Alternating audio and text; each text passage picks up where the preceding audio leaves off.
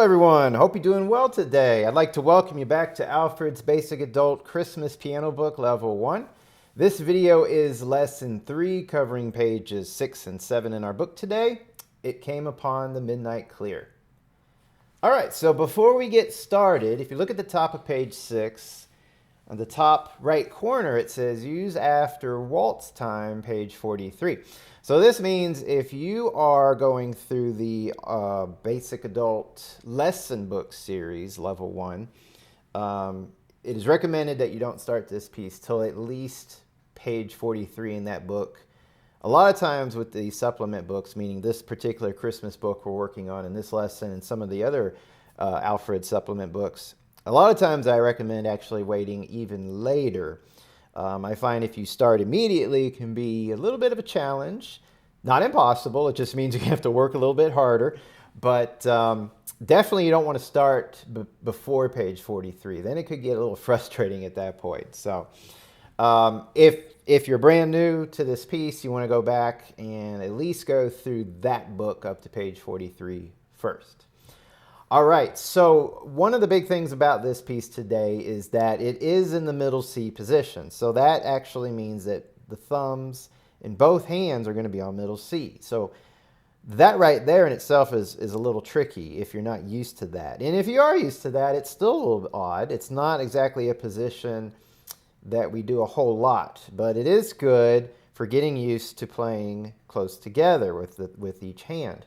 There are going to be times throughout piano when you get more advanced later on into more advanced music. There are certainly times where the hands do play close, sometimes even in between each other, and certainly there are times when they cross. So it is good to have this kind of experience.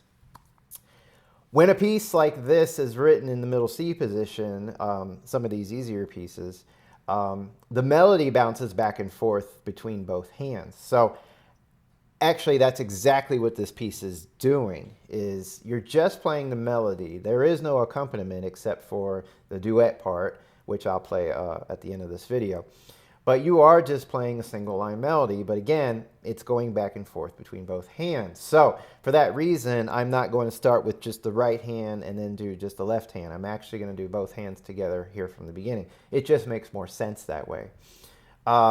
In the middle of page 7, you'll notice there's a little diagram below the second line. Move the left hand to this position. So there is going to be a moment where your left hand is going to actually briefly move out of the middle C position.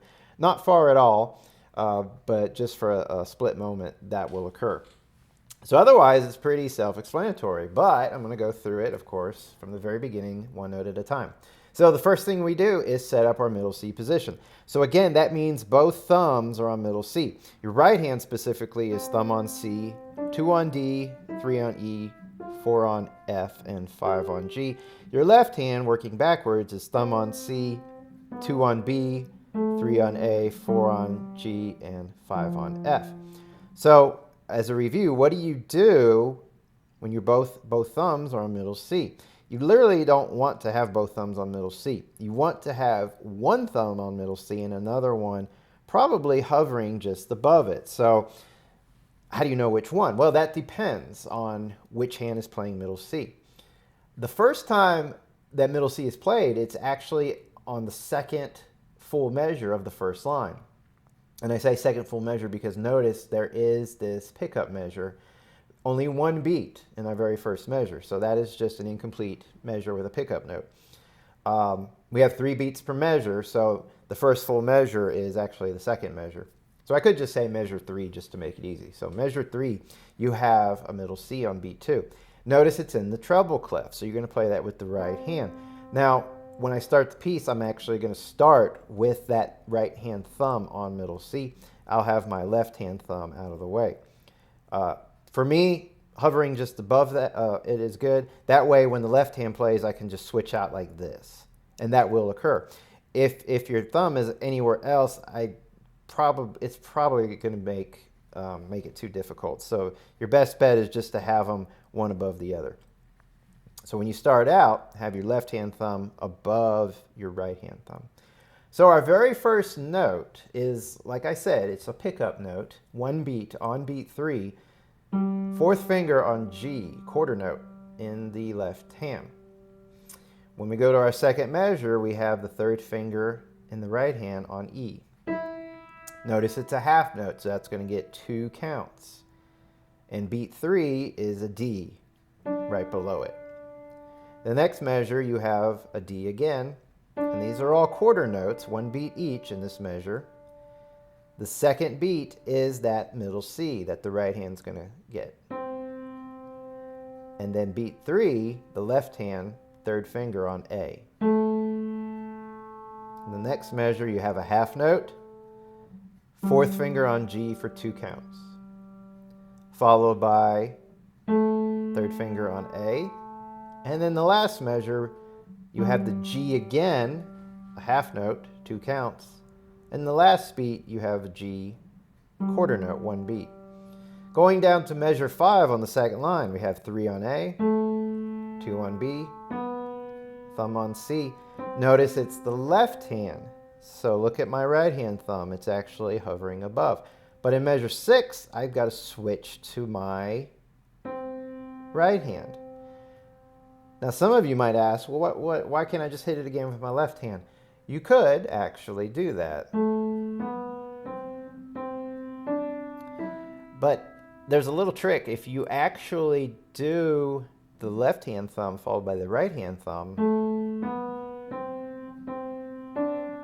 well, I don't know if it makes that big a deal now that I've played it. But I was going to say that can make it a little bit smoother, switching out fingers, switching out different thumbs, rather than just playing it again with the same thumb. You might experiment with that. It may make it a little bit smoother. It may not make a huge deal. And if it's not a huge difference, then you probably could hit it again, actually. But for purposes of understanding what the music's asking for and understanding how to interpret that, I'm still going to go ahead and we're going to switch out the thumb for this lesson. So in measure 6, I am going to use my right hand thumb on beat 1. It's a quarter note, 2 on D, quarter note, and 3 on E, quarter note. In the third measure on this line, I have a D, second finger in the right hand. It is tied. So it's a dotted half note, which is 3 counts. And notice the curved line underneath that D, not the big curved line that went all the way back to measure 5. That's a slur, means play it smooth. But the line underneath the D means it's tied into the next measure. Now in the next measure, it's a half note. So 3 beats and 2 beats is a total of 5 beats. Now you're not going to count 1, 2, 3, 4, 5. You're actually going to count 1, 2, 3, 1, 2, and then you're off.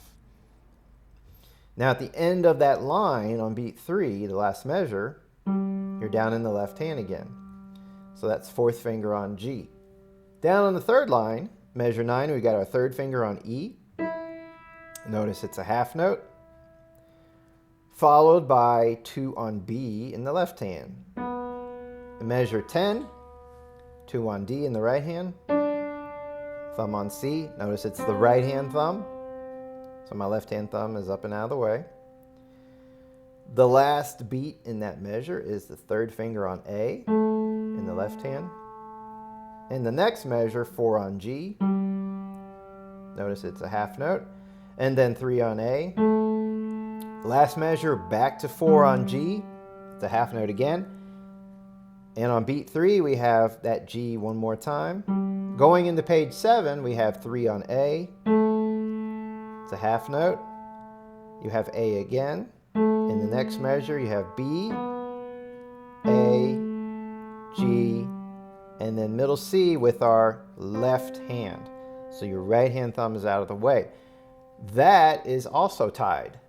That is a dotted half note, once again tied to a half note. So that's a total of 5 counts. You would count it 1, 2, 3, 1, 2, and then you're off.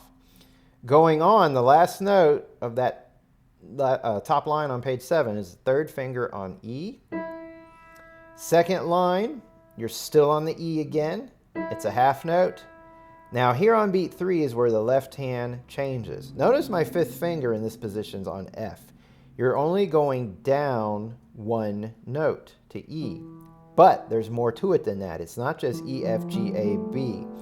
Look at the little diagram. This diagram where it says move left hand to this position is very helpful and very specific. It's 5 on E, but it's 4 on F sharp. F sharp is right here. So remember the rules about sharps. Here's F.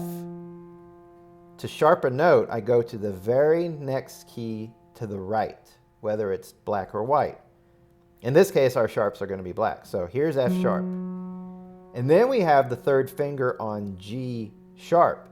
Here's G. The next note to the right is right here, so there's G sharp. So I've got 5 on E, 4 on F sharp, 3 on G sharp, 2 on A. Notice that's a little bit of a squeeze right there, and thumb on B. So when you start incorporating these black notes with the white notes, it's not as evenly spread as all white notes. So notice that it's a little squeeze in some places. Now going on in measure 17 on beat 3, so we have 5 on E. The next measure, 18, you're going to hit the E again. And they're helpful here. They put in the names of the notes in the bass clef for us. So measure 18, you've got E, F sharp, that's the fourth finger, G sharp, that's the third finger, 2 on A, and the next measure, notice that is a half note, followed lastly by the thumb on B. So what's cool about this little passage is it actually goes right up those 5 notes. In other words, this is the position you just got in based off that diagram, and all you're playing is E, E, F sharp, G sharp, A, holding the A for 2 counts, and then B. So you're just going right up those 5 notes. And that's it, because your left hand is about to move back down in just a moment. I'm sorry, move back up in just a moment. The last measure on the second line is the right hand playing that middle C, 2 counts. And then you're going to skip up to E with your third finger. The next, now actually right in that measure, which is pretty wise, it says move your left hand back to the middle C position. The reason that's wise is because it's good to do it when the left hand's resting. Not waiting to the last moment when you get to measure 21 and you see that second finger on B and go, oh, and then you move maybe too far, too fast, and you hit a wrong note or you play it too loud. So you always want to try to anticipate, move ahead of time. So during this measure, the last measure on the second line, that's a good opportunity to move back. And remember, you're moving back to the middle C position. And remember, that's the 5 white notes, F, G, A, B, C. So by the time you get to measure 21, you want to try to have your left hand there ready to go. Your right hand in measure 21 is playing D on beat 1, followed by C. And then they remind us 2 on B in the left hand. In the next measure, it's all left hand. A, B, A, and then G. Once again, this is tied, dotted half note to half note, total of 5 counts.